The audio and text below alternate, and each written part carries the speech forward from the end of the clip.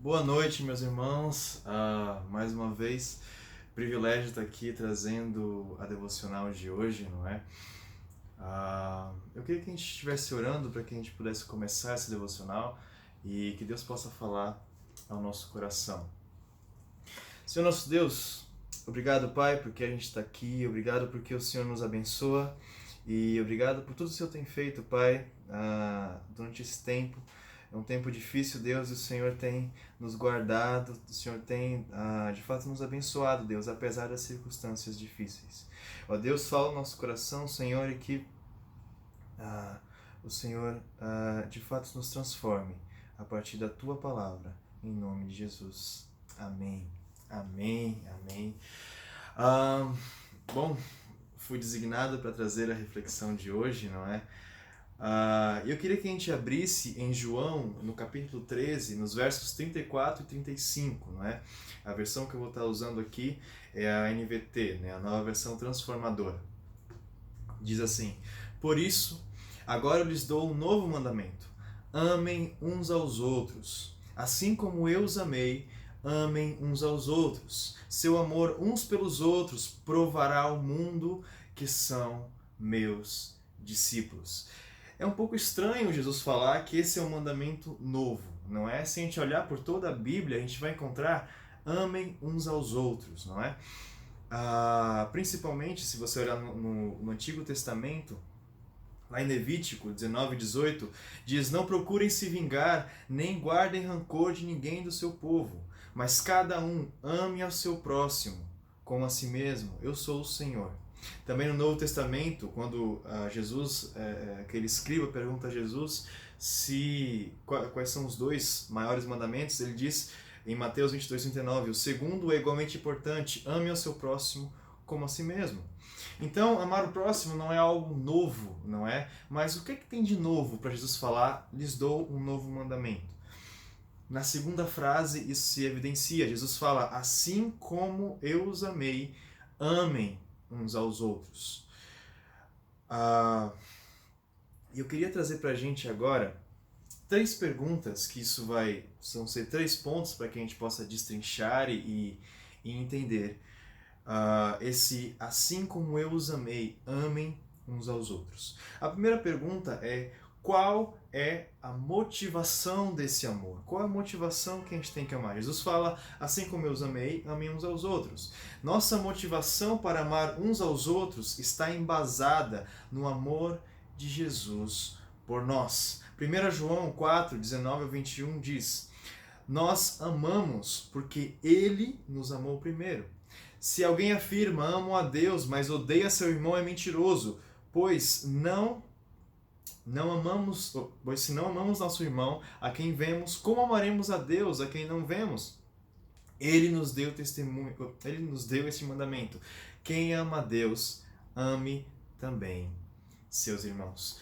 Para que a gente possa entender essa motivação para amarmos uns aos outros, vamos destrinchar esses três versos que são bem interessantes. A primeira coisa que ele fala em 1 João 4,19 diz: Nós amamos porque ele nos amou primeiro, não é? A ideia aqui é que nós amamos a Deus porque ele nos amou primeiro, né? Ou seja, sem a ação direta de Deus no nosso coração, vivificando-nos, trazendo a vida, nós não temos como amá-lo. Efésios 2, 4, 5 diz: Mas Deus é tão rico em misericórdia e nos amou tanto, que embora estivéssemos mortos por causa de nossos pecados, Ele nos deu vida juntamente com Cristo. É pela graça que vocês são salvos. Não é? 1 João 4,10 também diz: É nisso que consiste o amor, não em que tenhamos amado a Deus, mas em que Ele mesmo nos amou e enviou seu Filho como sacrifício para perdão de nossos pecados. Ou seja, somente através desse amor, através do amor de Deus, nós conseguimos amá-lo, não é? Esse amor nos impele a amá-lo.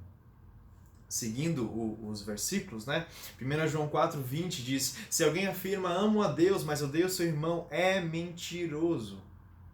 Pois, se não amamos nosso irmão a quem vemos, como amaremos a Deus a quem não vemos? Ou seja, amar o nosso irmão é uma consequência tão direta do amor de Deus por nós, quanto amar a Ele, não é? Nós não temos como amar a Deus sem amarmos também os nossos irmãos, não é? Portanto, esse amor que devemos ter por nossos irmãos deriva do amor e do sacrifício de Jesus por nós. 1 João 4, 7 e 8: Amados, continuemos a amar uns aos outros, pois o amor vem de Deus. Quem ama é nascido de Deus e conhece a Deus. Quem não ama não conhece a Deus, porque Deus é amor. O Charles Spurgeon, ele traz um trecho muito bom sobre isso. Ele diz: o velho mandamento estava amparado nesta declaração: eu sou o Senhor, teu Deus, que te tirei da terra do Egito, da casa da servidão. Êxodo 20, verso 2. Os israelitas deveriam obedecer à lei por causa da redenção que Deus havia realizado em favor de seu povo.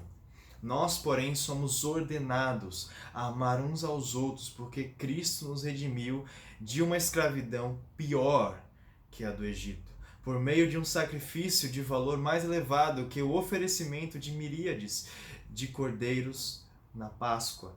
Cristo, nosso Cordeiro Pascal, foi imolado por nós. 1 Coríntios 5, 7.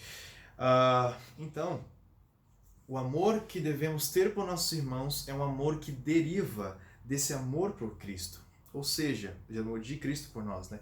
Ou seja, sem que a gente entenda esse amor, sem que esse amor tenha nos alcançado, é impossível nós amarmos como Jesus amou. Mais ainda, tendo em vista que fomos alcançados por esse amor, nós devemos amar nossos irmãos como Ele nos amou. Finalizando esse primeiro ponto, 1 João 4, 21, ele diz: Ele nos deu esse mandamento: quem ama a Deus, ame também seus irmãos.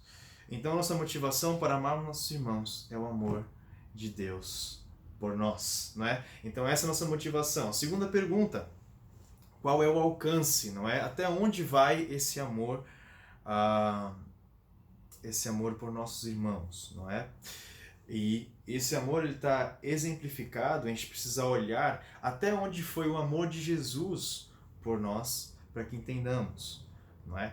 1 João 3, 16 a 18 diz: sabemos o que é o amor, porque Jesus deu sua vida por nós. Portanto, também devemos dar a vida por nossos irmãos. Se alguém tem recursos suficientes para viver bem e vê um irmão em necessidade, mas não mostra compaixão, como pode estar nele o amor de Deus?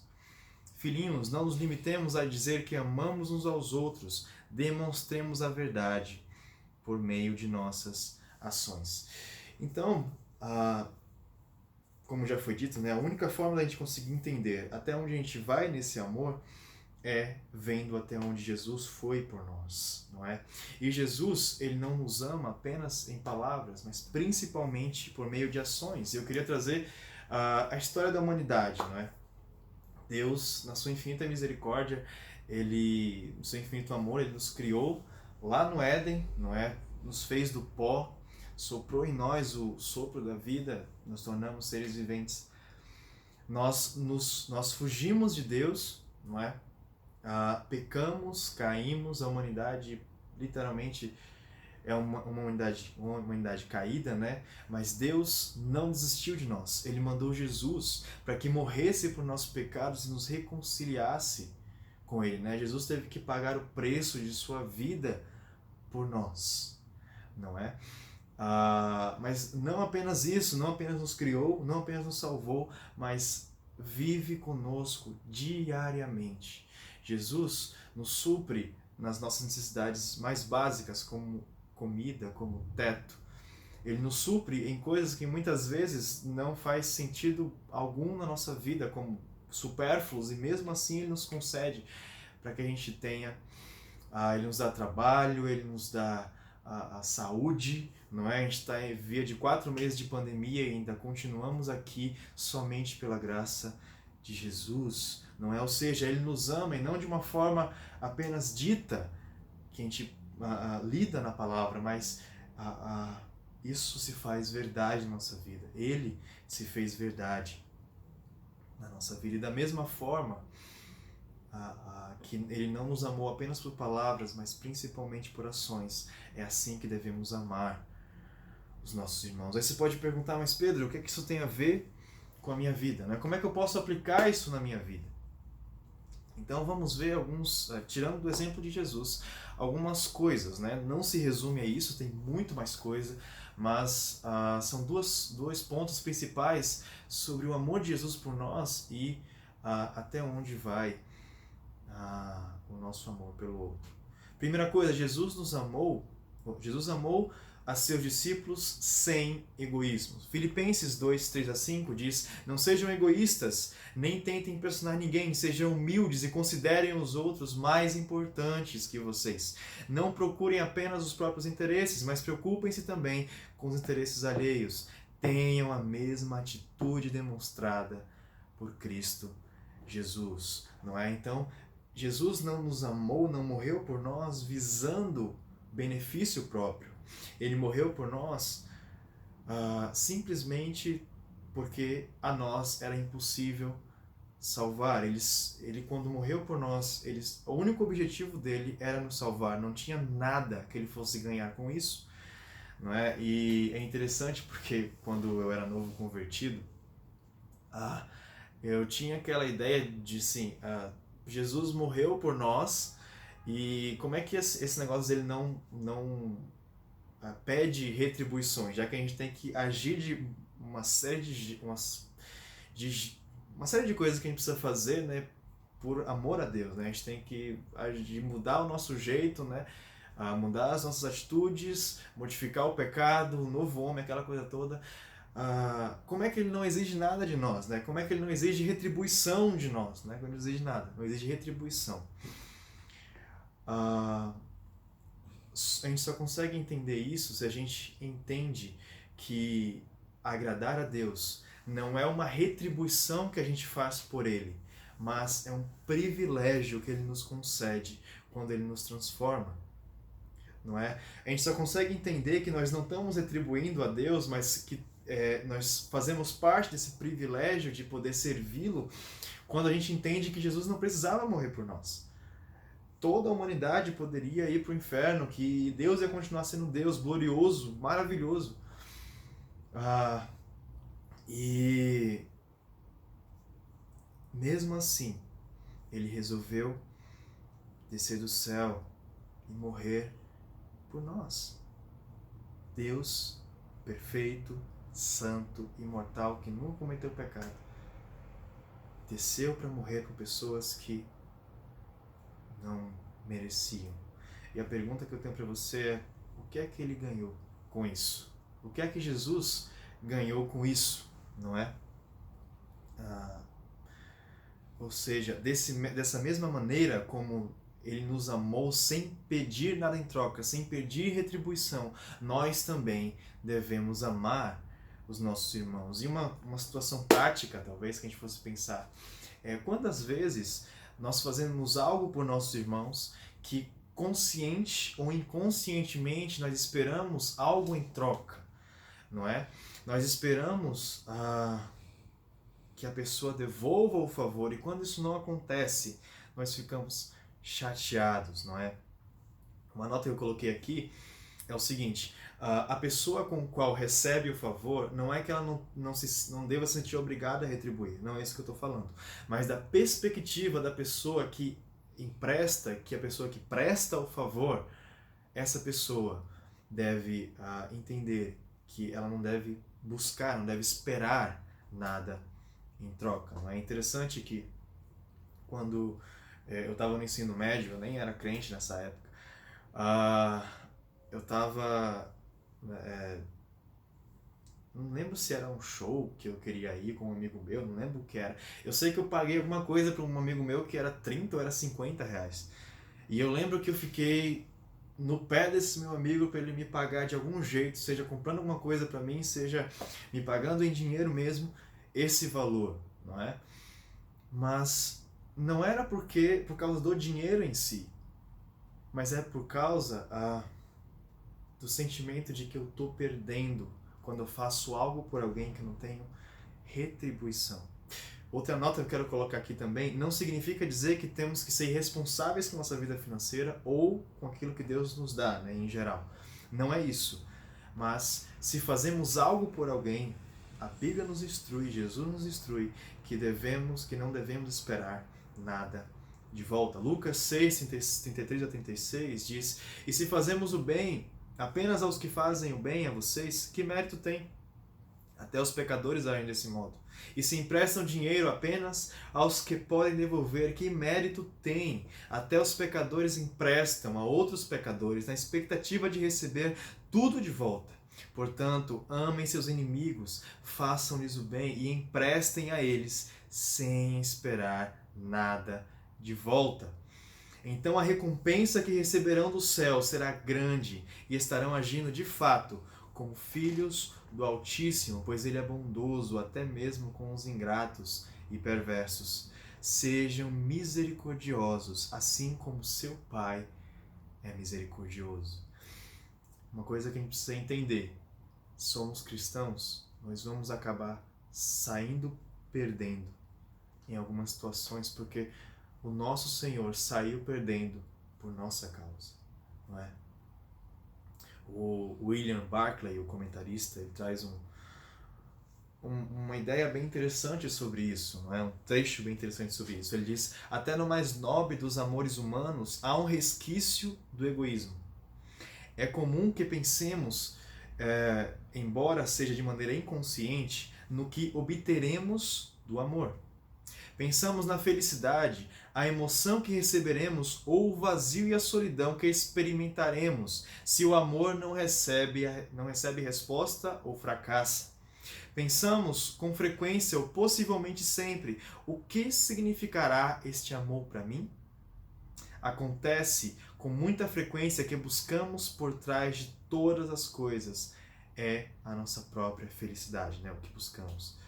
Jesus, pelo contrário, nunca pensava em si mesmo. Seu único desejo era fazer algo por eles, algo que sabia que era o único que poderia fazer, não é? Então, nós devemos agir como nosso Senhor, dar sem esperar nada em troca. Segundo ponto nesse qual o alcance, né? Jesus amava os seus discípulos com espírito de perdão. Mateus 18, 21 a 22 diz: "Então Pedro se aproximou de Jesus e perguntou: Senhor, quantas vezes devo perdoar alguém que peca contra mim? 7 vezes? Jesus respondeu: não 7 vezes, mas 70 vezes 7. Não é? E mais uma vez, pegando o exemplo de Jesus aqui para nós, não é? Vamos primeiro olhar os discípulos, não é? Judas traiu Jesus. Quando Jesus foi crucificado, todo o resto debandou, não é? Fugiu, e ele foi crucificado sozinho, não é? Mas mesmo assim, a primeira coisa que Jesus fez, quando ressuscitou, pelo menos o relato, não é isso que traz, a primeira coisa que ele fez foi ir até os seus discípulos, né? Ir até os seus discípulos, buscar os seus discípulos e dizer que ainda contava com eles, não é? Fazendo um resumo da história da ressurreição de Cristo, não é?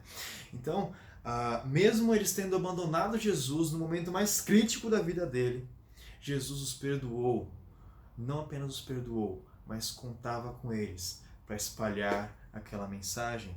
Mas e agora nossa vida, não é?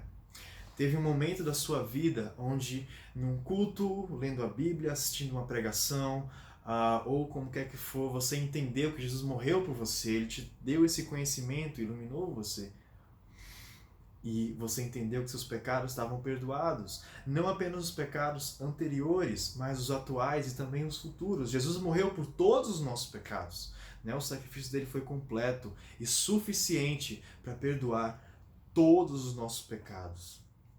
Jesus perdoa a gente diariamente. Os nossos pecados, que muitas vezes são habituais, que a gente cai, quase luta, cai, às vezes por desleixo, ele está ali perdoando os nossos pecados. Então, da mesma forma que ele perdoa os nossos pecados, nós também temos que perdoar os nossos irmãos. Colossenses 3,13 traz: sejam compreensivos uns com os outros e perdoem quem os ofender. Lembrem-se que o Senhor os perdoou, de modo que vocês também devem perdoar. Não é? Jesus também, quando ele vai falar sobre perdão, ele conta uma história, está lá em Mateus 18, 23 a 35, que é uma história que mexe muito comigo e ela é bem forte. Jesus fala: portanto, o reino do céu pode ser comparado a um senhor que decidiu pôr em dia as contas com os servos que lhe deviam. No decorrer do processo, trouxeram diante dele um servo que ele devia 60 milhões de moedas. Uma vez que o homem não tinha como pagar, o Senhor ordenou que ele, sua esposa, seus filhos e todos os seus bens fossem vendidos para quitar a dívida. O homem se curvou diante do Senhor e suplicou: por favor, tenha paciência comigo e eu lhe pagarei tudo. O Senhor teve compaixão dele, soltou-o e perdoou-lhe a dívida. No entanto, quando o servo saiu da presença do Senhor, foi procurar outro servo que trabalhava com ele e que lhe devia 100 moedas de prata. Agarrou-o pelo pescoço e exigiu que ele pagasse de imediato. O servo se curvou diante dele e suplicou: tenha paciência comigo e eu lhe pagarei tudo.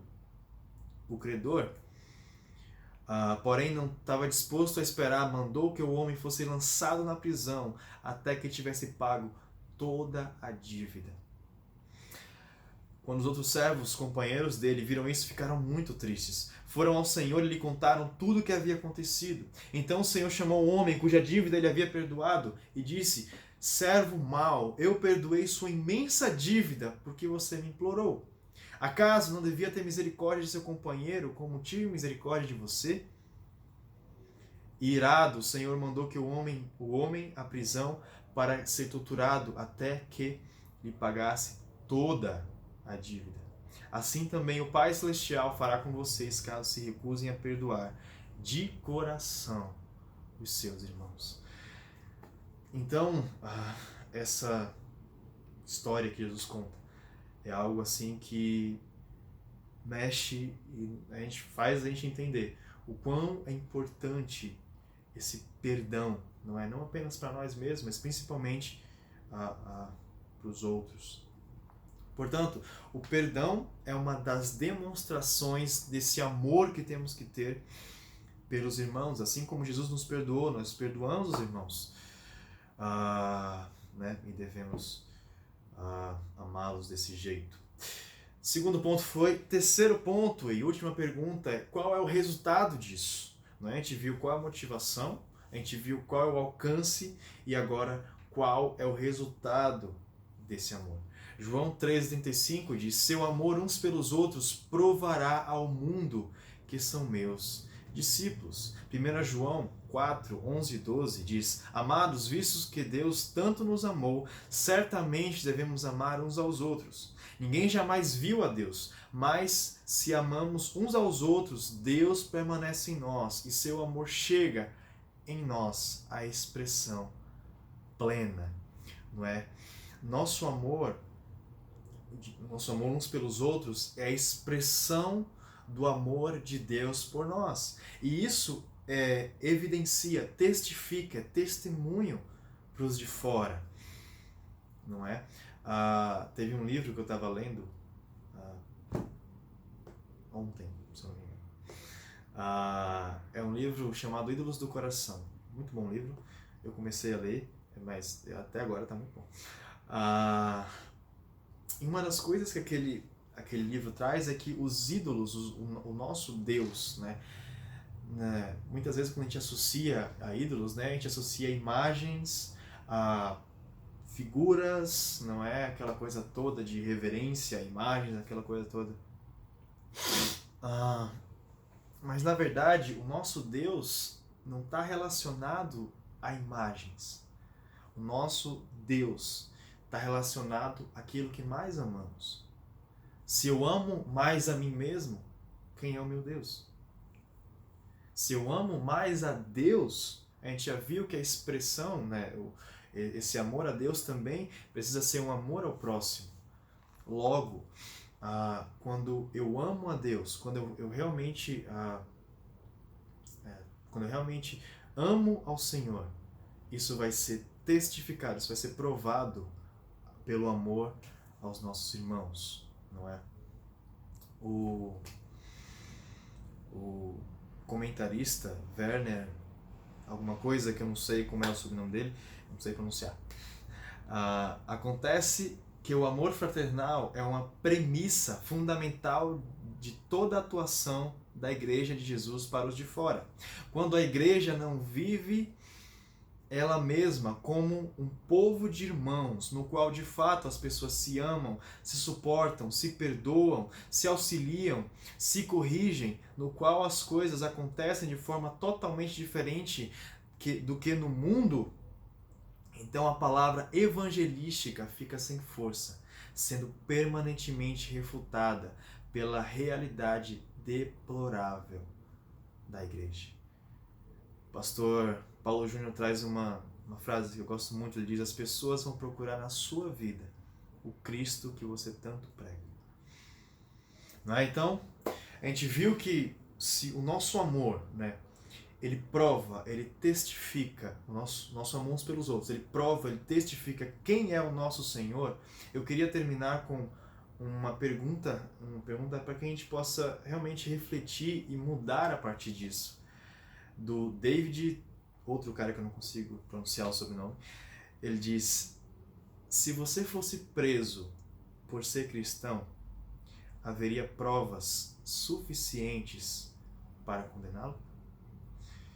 Que Deus possa falar ao nosso coração, que a gente possa, de fato, amar uns aos outros como Ele nos amou, que afinal a nossa função como igreja, não é?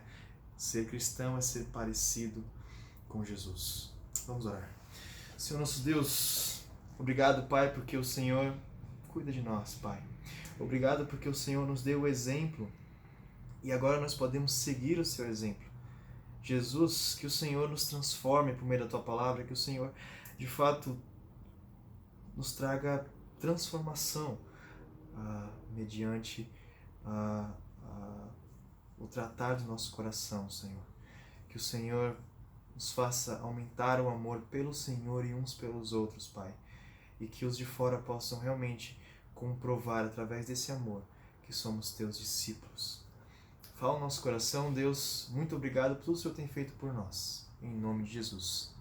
Amém.